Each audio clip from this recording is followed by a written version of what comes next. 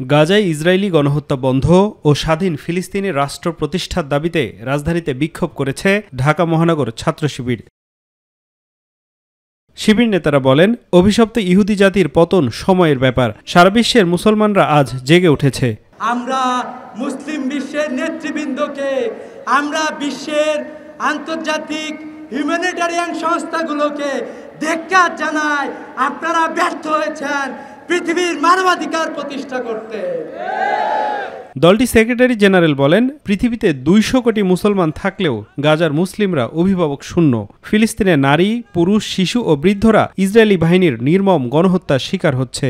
বাংলাদেশ থেকে আমরা বলছি, ওই ফিলিস্তিনে যদি এই জায়নিজম তোমরা আর বোমা নিক্ষেপ করো, নিঃসন্দেহে আল্লাহ রাব্বুল আলামিন তোমাদেরকে সেভাবে ধ্বংস করে দিবেন।